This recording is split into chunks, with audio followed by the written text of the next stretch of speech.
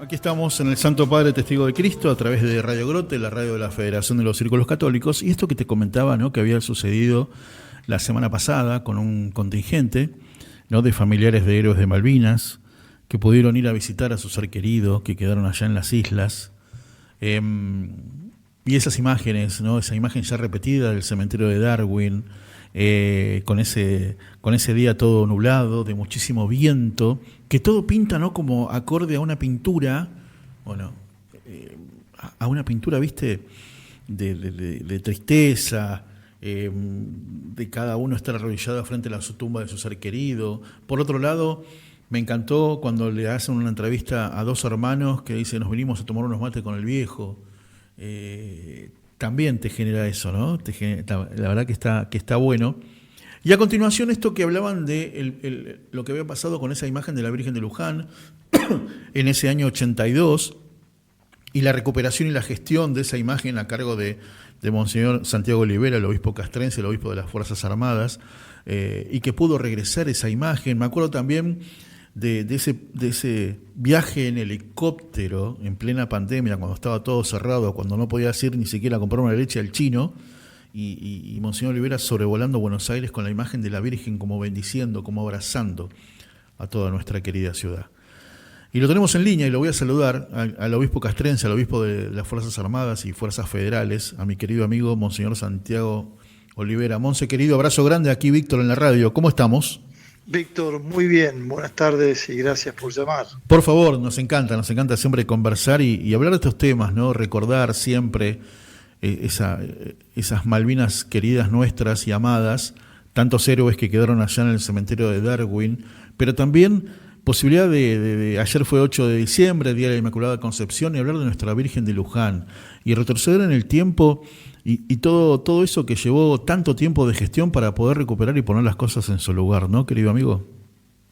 Así es, la verdad que es un poquito inexplicable y quizás con miradas ciegas o corazones fríos, ¿no? Porque significaba mucho para los familiares de los caídos, no solo visitar la tierra nuestra donde están como semilla y como centinelas de la patria tantos hermanos que duermen allí y esperan la resurrección, para la familia algunas conmovedoras, que era quizás su último viaje, ancianos, padres, algunos que iban por primera vez, y pidieron, y con mucha ilusión, iba esa imagen que acompañó, y seguramente muchos han podido contemplar a la imagen de la Virgen de Luján, que llamamos Virgen Malvinera, y que es importante entender que ella, cuando fue para Inglaterra, no la tomaron como botín de guerra, sino que el capellán inglés le pidió al encargado de las islas, porque hay que comprender también que estaba en la capilla, y eso significaba para los Kelper, uno no está de acuerdo, son nuestras islas y nuestra tierra, pero para ellos significaba una incomodidad tener la imagen, ella que acompañó la guerra, y el capellán pidió llevarla a la catedral castrense para rezar, y así fue por los ingleses caídos y por los argentinos caídos. Fue una imagen de María que es puente, que es fraternidad, que es encuentro, que es respeto, y eso es importante. El obispo inglés, hermano y amigo, Monseñor Paul Mason, el día anterior me dice: buen viaje a la Virgen, a las islas. Aquí en la embajada británica estaba conversado sobre que iba la imagen de la Virgen. Entonces, porque ella, esa imagen, estuvo en la guerra, que no la dejen acompañar a los familiares, claro, y que no iba a quedarse, sino que volvía, no tiene mucha explicación, no tiene humanidad. Exacto. Y da mucha pena, mucha pena. Pero bueno, lo lindo es que María fue a las islas.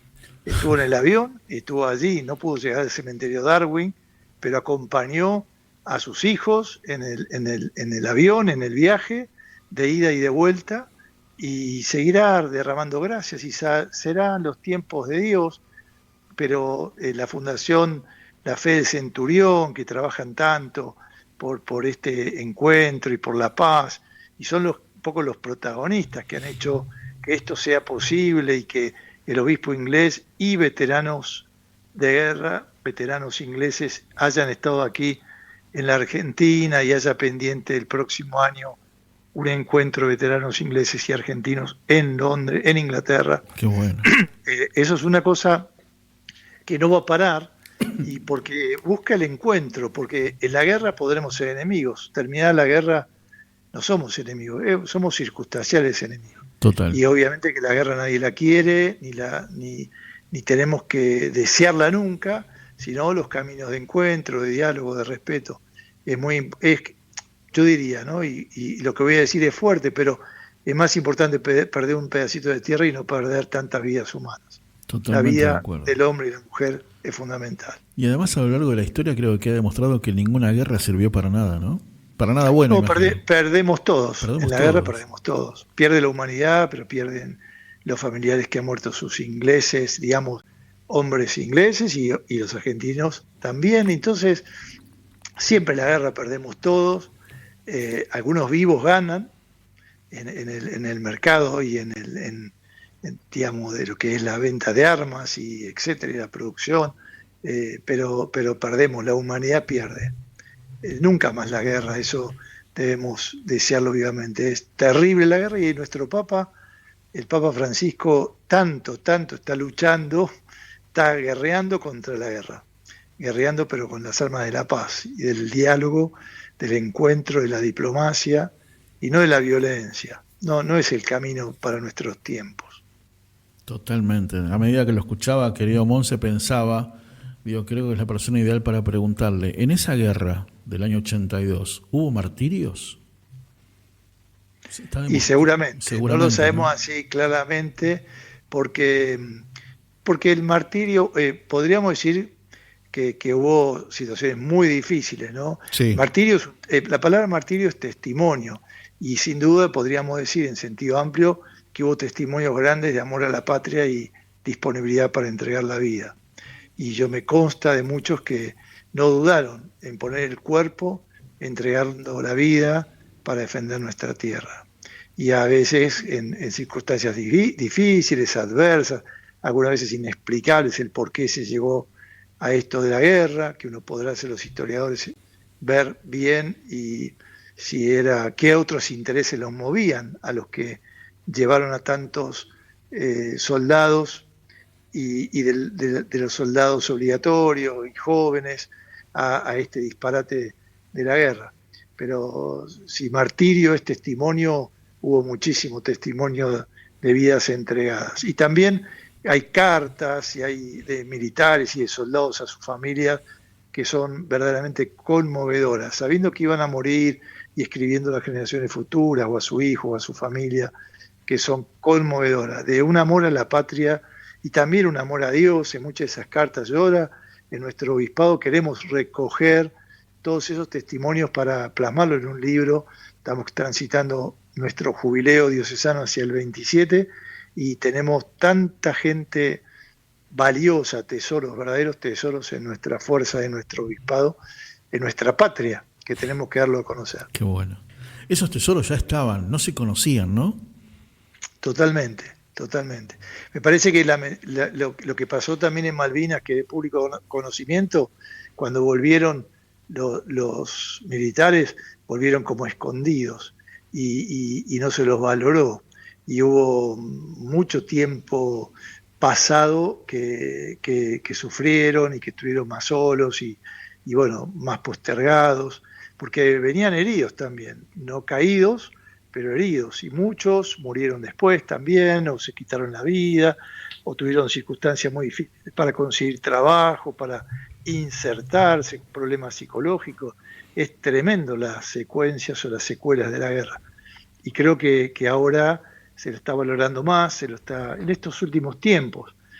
Esta fundación de la Fe del Centurión tuvo esa intuición, esa delicadeza, o ese corazón tierno de reunirlos y de tener como retiros espirituales una vez al año, que eran tipo encuentros para valorarlos, para que puedan hablar, para que puedan expresar lo que sentían. Creo que sí, que lamentablemente estaban pero se los ocultó y se los Sí. silenció por mucho tiempo, porque lo identificaron con el tiempo de los militares, de la dictadura militar, del tiempo de Galtieri y demás, como si ellos fueran, pero como suele pasar en nuestra historia, ¿no?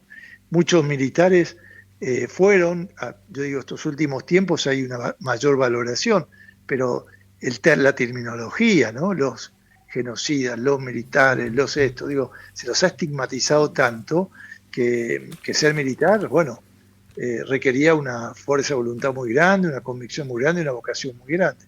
Y me parece que sin descuidar que hay algunos que han cometido barbaridades y que nunca más se cometan, y que no se puede nunca el fin justificar los medios, eso no quita poner todos en la misma bolsa y desprestigiar a estos hombres, hoy también mujeres, que quieren defendernos, que entregan su vida, que valoran y quieren a la patria, y esto es un don de Dios y un regalo de Dios. Cuando se estigmatiza tanto, querido Monse, es como que cuesta más trabajo, ¿no? Que como si uno lo hiciera darlo a conocer. Y sí, sí. Sí, la estigmatización es terrible. Es tremenda. Y además somos un poco crueles, Claro. pero saber distinguir Claro. y saber...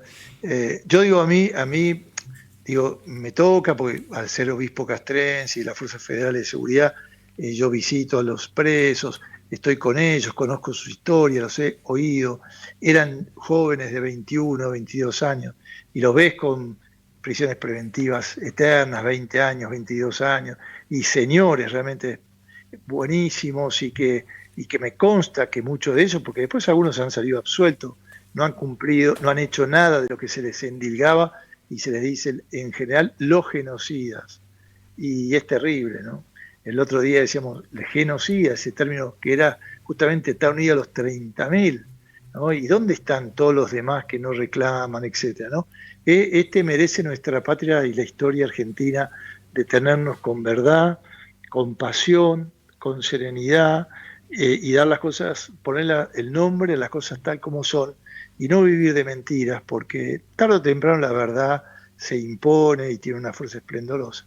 Pero, bueno, no yéndome del tema, los que vinieron de Malvinas fueron así un poco, entraron por la puerta de atrás en vez de por la puerta grande, porque dieron su vida, y volvieron, y otros quedaron. Exacto. Y los que volvieron tendríamos que haberle reconocido mucho más y no tenerlos como lo tuvimos. Total. Y ocultarlos como lo ocultamos. Exacto. Me contó, nunca me olvido más, alguna vez conversando con Esteban Tries, me contó que bueno, que a ellos no los recibió prácticamente nadie el día que volvieron. Sí, sí. ¿No? Terrible. Y me sonó muy cruel. Sí. Una ingratitud total, ¿no? Así es. Gracias a Dios se está revirtiendo, gracias a Dios hay caminos nuevos en el sentido, digo, que vienen de algún tiempo atrás, bueno, y después, bueno, lo ideológico ciega siempre, de cualquier parte, derecha o izquierda, siempre la ideología ciega, por eso tenemos que mirar con objetividad, ¿no? Yo decía, hablando ayer de la Virgen, de la Inmaculada, que recordamos también cómo vamos a recordar el 24 de la Nochebuena, un acontecimiento, hacemos memoria de un acontecimiento en la Virgen de ayer, memoria de ese diálogo con el ángel, pero también de que ella, en méritos a quien encarnaba, que es el Todo Santo, fue preservada del pecado. Hace un acontecimiento histórico, la Nochebuena, hacemos memoria de lo que pasó una Nochebuena, pero una memoria unida a la historia, porque la historia nos confirma esa encarnación de Dios. Y eso para la vida también, ¿no? Nosotros tenemos que hacer memoria sin lugar a dudas. La historia ilumina y la historia objetiva. Y esto es importante. Y me parece que tenemos que empezar a transitar caminos de memoria con historia para vivir libres de verdad. Recuerdo, mis amigos, en la voz de Monseñor Santiago Olivera, obispo de Castrense y de las Fuerzas Federales, este 2 de abril, ¿no? que bueno, tuvimos la oportunidad de visitar el museo, que también está ya en abril, ¿no? Que estaba con muchos cambios, ¿no? Porque Esteban Vilgrela Madrid, su director, quería volver a las fuentes, ¿no? Que son los héroes de Malvinas, que son aquellas fotografías, y dejar, ¿no? Él nos contaba y se veía también que estaba muy como politizado el museo. y me parece que son buenas señales, ¿no? De volver a los buenos valores. Como por ejemplo hace un ratito en otro programa estaba conversando con Pilar Bosca, que es la secretaria de culto de la Ciudad de Buenos Aires, y me alegra tanto que en la Ciudad de Buenos Aires, querido Monse, en las plazas se vuelve a ver el árbol de Navidad y el pesebre, que es el verdadero sentido de la Navidad, ¿no? Es maravilloso. Es maravilloso. Gracias a Dios. Tenía miedo yo de que volvamos a seguir.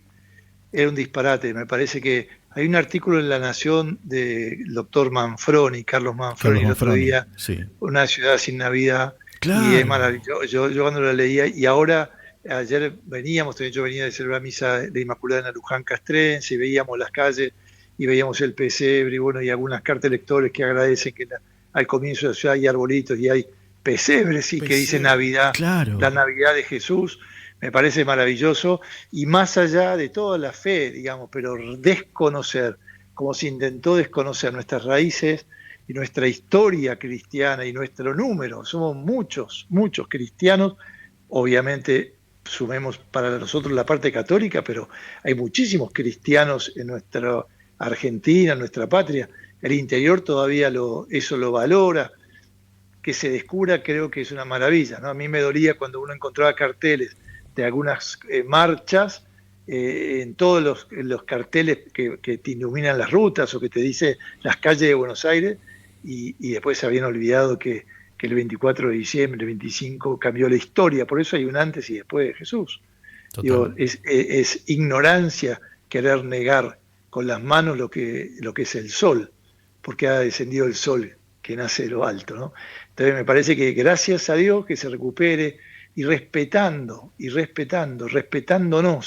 no violentándonos, respetándonos. Yo creo que basta que terminemos de esto que es tan argentino, tan propio argentino, de ser de River o de Boca, de Perón o de los radicales, de unitarios o federales. No sé, vivimos peleándonos sin mirarnos a la cara, sin saber que tenemos un corazón todos, sin saber que vamos todos a morir, que nada es eterno, solo Dios es eterno, que todo pasará, menos la palabra de Dios. Me parece que tenemos que volver a serenarnos y encontrarnos, ¿no? Esto que el Papa habla, la cultura del encuentro. Eso, la cultura del encuentro, que no es uniformidad, puede haber diversidad, pero el respeto, la valoración, y eso me parece que está bueno, y esto de volver a ver la decoración y que algo distinto pase en mi ciudad es una maravilla. Sí. El mundo es un gozo, y yo le agradezco mucho a las autoridades que lo recuperen. Totalmente de acuerdo. Esos son buenos signos, ¿no? de volver a esos viejos valores que nunca tuvieron que irse, ¿no? Porque... Sí, y en la casa de gobierno uno ve también un pesebre digno puesto ahí en la mitad de la casa, para que se lo ve desde afuera. Claro. Nuestro regimiento y la Armada al lado de nosotros estaba una catedral, ha decorado un árbol, y ha venido también desde los ministros del Defensa, Seguridad, como que haya algo que nos vuelva a las raíces, porque el pesebre, la lección del pesebre es maravillosa, la sencillez, la humildad, el abajarse, el ser la expresión más grande de un amor que es justamente para redimirnos, para salvarnos, compartió la vida, el Dios con nosotros para siempre.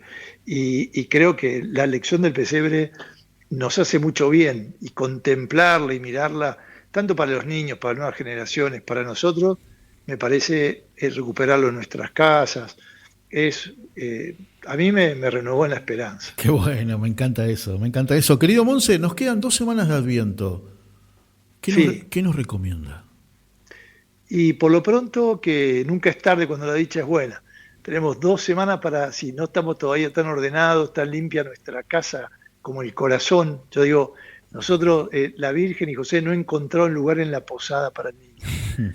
Que encuentren lugar, María y José, en la posada de mi corazón para el niño Dios, ¿no? Entonces me deje contagiar por sus sentimientos, por su modo, por su vida, que le acoja, que la encarnación de Dios es la encarnación de un Dios que nos ama sin límite, y sentirnos amados nos cambia la vida.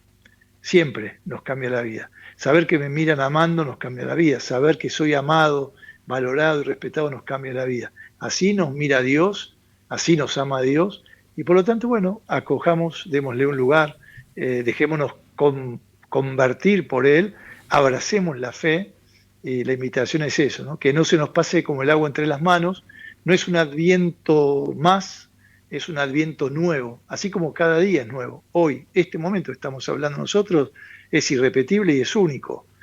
Pero también este día, y aunque yo repita mañana lo mismo y pasado lo mismo, siempre es original cada amanecer, cada anochecer, cada atardecer. Siempre es nuevo cada Navidad, siempre es nuevo cada Adviento.